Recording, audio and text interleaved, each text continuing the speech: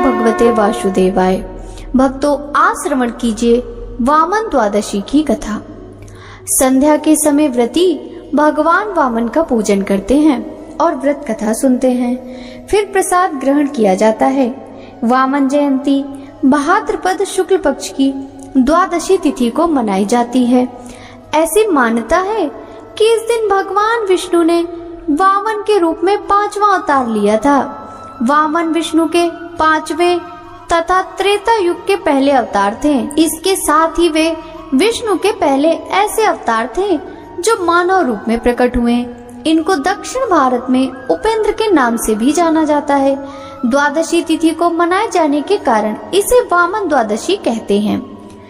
वामन अवतार के विषय में श्रीमद् भागवत पुराण में एक कथा आती है, जिसके अनुसार एक बार देव दैत्य युद्ध में दैत्य पराजित हुए तथा मृत दैत्यों को लेकर वे अस्ताचल की ओर चले गए। दैत्यराज बलि की इंद्रवज्र से मृत्यु हो जाती है। तब दैत्य गुरु शुक्राचार्य अपनी मृत संजीवनी विद्या से बलि तथा दूसरे दैत्यों को जीवित तथा स्वस्थ कर देते हैं। राजा बलि के लिए शुक्राचार्य एक यज्ञ का आयोजन करते हैं तथा अग्नि से दिव्य बाण तथा अभेद कवच पाते हैं और असुर सेना अमरावती पर आक्रमण कर देती है। असुर सेना को आते देख देवराज इंद्र समझ जाते हैं कि इस बार वे असुरों का सामना नहीं कर पाएंगे और इसलिए देवता भाग जाते हैं। स्वर्ग दैत्यों की राजधानी बन जाता है। तब शुक्राचार्य बलि के अमरावती पर अचल राज्य के लिए 100 अश्वमेघ यज्ञ का आयोजन करवाते हैं। इंद्र को राजा बलि की इच्छा का ज्ञान होता है कि राजा बलि के 100 यज्ञ पूरे होने पर फिर उनको स्वर्ग से कोई नहीं निकाल सकता। इसलिए इंद्र भगवान विष्णु की शरण में जाते हैं तथा भगवान विष्णु इंद्र को सहायता करने का आश्वासन देते हैं। तब भगवान विष्णु वामन रूप में अदिति के गर्भ में उत्पन्न होने का वचन देते हैं। इधर कश्यप जी के कहने पर माता अदिति पयोव्रत का अनुष्ठान करती हैं, जो कि पुत्र प्राप्ति के लिए होता है। तब भाद्रपद मास की शुक्ल पक्ष की द्वादशी के दिन प्रभु माता अदिति के गर्भ से प्रकट हो अवतार लेते हैं तथा ब्रह्मचारी ब्राह्मण का रूप धारण करते हैं। महर्षि कश्यप ऋषियों के साथ उनका उपनयन संस्कार करते हैं। वामन बटुक को महर्षि पुलक, यज्ञोपवीत, अगस्त ने मृग चर्म, मरीचि ने पलाश दंड, शूर ने छत्र, भृगु ने खड़ाऊ, सरस्वती ने रुद्राक्ष माला तथा कुबेर ने भिक्षा पात्र दिया।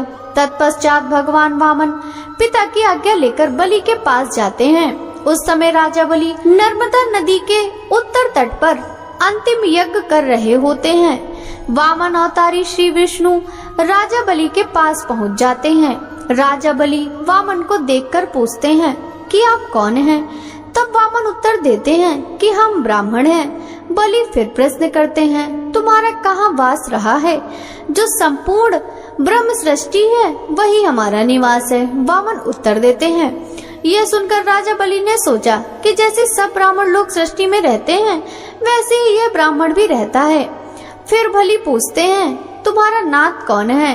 हम सबके नाथ हैं, हमारा कोई नाथ नहीं है। वामन उत्तर देते हैं।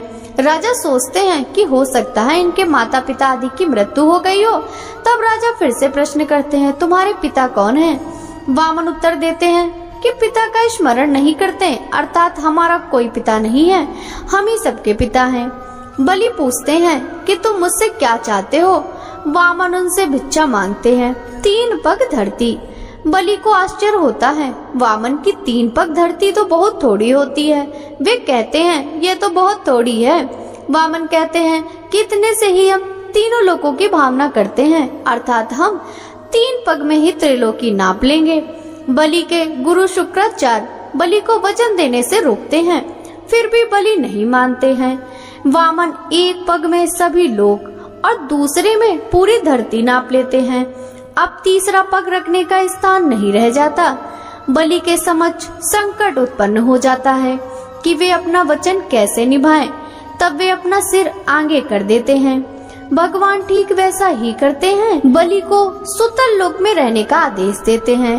बलि सहर्ष भगवान की आज्ञा का पालन करते हैं। इससे प्रसन्न होकर विष्णु बलि से वरदान मांगने के लिए कहते हैं। इस पर राजा बलि दिन रात भगवान को अपने पास दिव्य लोक में रहने का वर मांगते हैं तथा भगवान विष्णु अपना वचन पालन करते हुए राजा बलि का द्वारपाल बनना स्वीकार करते हैं, जिन्हें फिर बाद में देवी लक्ष्मी राजा बलि से वर मांगकर मुक्त करवा लेती हैं। इस दिन भक्त श्री हरि का स्मरण कर नियमानुसार विधि विधान के साथ पूजा कर्म करते हैं।